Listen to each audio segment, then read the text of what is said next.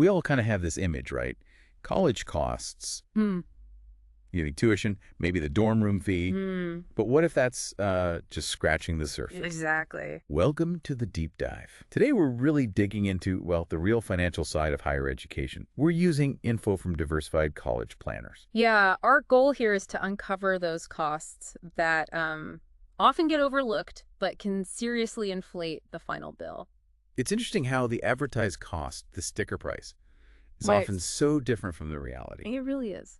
Diversified College Planners points out that tuition is just, the starting line. Right. There are all these other mandatory costs.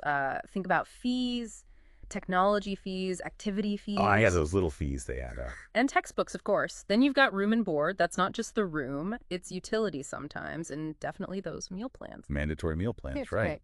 And travel, getting back and forth. Absolutely. Travel, personal expenses, day to day. Yeah. It all piles on. It's significant. Let's put some numbers on it. Our sources say for like an in-state public school here in Georgia. Like UGA, Georgia Tech. Yeah, or Georgia Southern.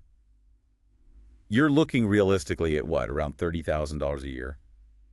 For everything. Roughly, yes. That's the ballpark for the total cost of attendance, not just tuition. And then if you look at a private university, say Emory.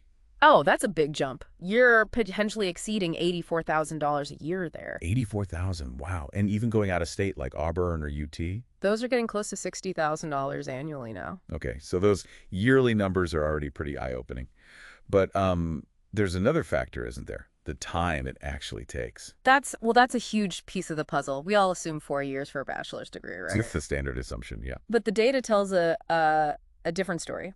Diversified College Planners found a pretty surprising stat. Only about 19% of students actually finish in 4 years. Only 19%. Seriously. Seriously. And the average time it takes to get that same degree, it's now over 6 years. Over 6 years on average? That changes everything.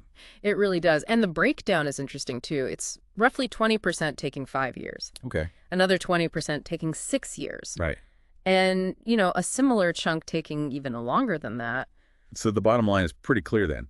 More time means, well, way more cost. Exactly. You're adding multiple extra semesters of tuition, housing, food, fees, everything we just talked about. Are there specific reasons why this happens? I mean, beyond just, life getting in the way. Well, unexpected things like taking a break or family illness definitely happen. But Diversified College Planners also points to things like students changing majors. Oh, that makes sense. Or maybe not being able to get into the required courses when they need them. Course availability, yeah. Or sometimes students just choose to take a lighter course load each semester. All these things can stretch out the timeline. And when you think about families maybe planning for 2 or 3 kids, this extended time frame, it just blows up the total cost, doesn't it?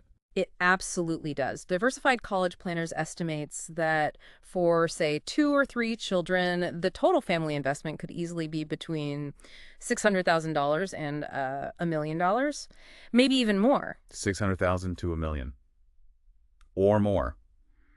It really highlights why you have to look past that first number you see advertised. It really brings up a key question for you, the listener. Yeah. When you're planning for college costs, are you actually accounting for these realistic timelines and the full range of costs, not just tuition? Because that sticker price, it's just the starting point. It's really just the beginning. Yeah, it's truly just the tip of the iceberg, isn't it? Knowing that graduation might take longer, knowing about all these other costs, it can really change how you need to plan financially. Definitely. So considering these more realistic costs and the potential for delays, maybe the question to ponder is, what proactive steps can you start thinking about now? To make sure you're building a more secure financial path for your family when it comes to higher education. That's the real question, isn't it? Something important to think